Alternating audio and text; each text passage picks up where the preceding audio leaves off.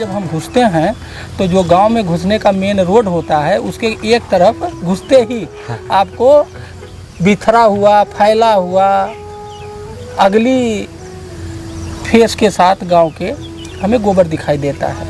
अभी हमने जो निधि जी कटियार जी यहाँ की जो प्रधान है, जो अभी इनका मैंने बहुत सारे काम देखा, ये मॉडल गांव है, इन्होंने बहुत अच्छा काम किया है। लेकिन उसमें जो सबसे अच्छा काम लगा मुझे ये लगा कि इन्होंने क्या किया, जहाँ पहले गांव वाले ये गांव वाले सार्वजनिक ज़मीन पे गोबर डालते हैं और बाई यूज वो लैंड को एक तरह से अपना मानते हैं कि भाई हमारा ये सदियों से पुश्तों से यहाँ गोबर पड़ता रहा, उसको कोई हटा भी नहीं सकता।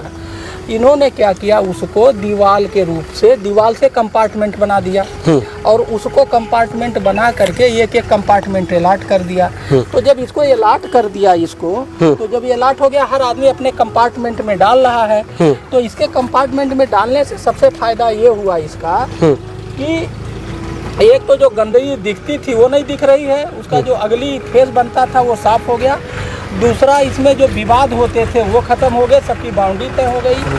तीसरा जो है, इसमें जब डालते हैं तो वो एक के ऊपर एक कंपोस्टिंग होती है, तो खाद की क्वालिटी बढ़ गई। तो ये मॉडल तो पूरे हर गांव में लागू होना चाहिए। तो बहुत अच्छा मॉडल है कि ये लर्निंग फार्मिंग, ऐसा मॉडल मैंने कहीं देखा नहीं, फर्स्ट टाइम मैं ये मॉडल देख रहा हूँ कि गांव के गोबर का समस्या का निदान उन्होंने बड़े सहज तरीके से दीवार बना दी और कंपार्टमेंट बना दिए ईंट के, अलाट कर दिया। शाहजहाँपुर में जब हम लोग गए थे सर, तो एक नई चीज़ वहाँ पे देखा था, इस तरीके से गोबर को डंप करके उससे जो है गैस बनाई जा रही थी, जो घरों घरों तक पहुँचाई जा रही। मतलब इसका गोबर का यूज इन्होंने कंपोस्टिंग के लिए किया, उसको वो भी यूज हो सकता है, लेकिन रोड पे बिखरा रहे और उसका जो है देखने घुसते ही एक बदसूरत चेहरा गांव का दिखे, वो अच्छा नहीं है। तो ये फार्मूला बहुत सस्ता ये है, वो भी एक तरीका है कि गांव के गोबर से गैस बनाई जाए, उससे जो गैस बनेगी उसको गांव में डिस्ट्रीब्यूट करके एनर्जी का यूज किया जाए, वो भी एक तरीका है यूज ऑफ गोबर। सर, आज तो आपने पूरा गांव का भ्रमण किया, पूरे गांव को देखा, सुबह से आप लगातार लगे हुए हैं।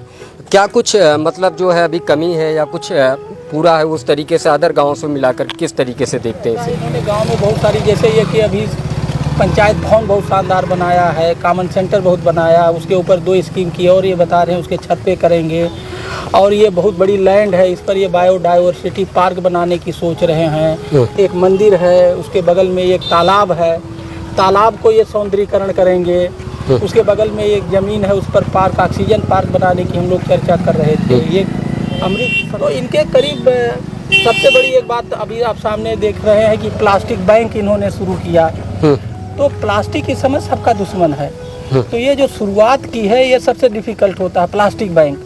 तो कैसे इसको प्लास्टिक रहित गांव बनाया जाए, तो प्लास्टिक रहित गांव, गोबर रहित गांव, कंपोस्टिंग कर दिया, बायोडाइवर्सिटी पार्क, ऑक्सीजन पार्क, आपका जो है कॉमन सेंटर, बारात घर, 20-25 काम इनके बहुत अच्छे प्लान में है, कुछ हो गए हैं, कुछ प्रोसेस में है।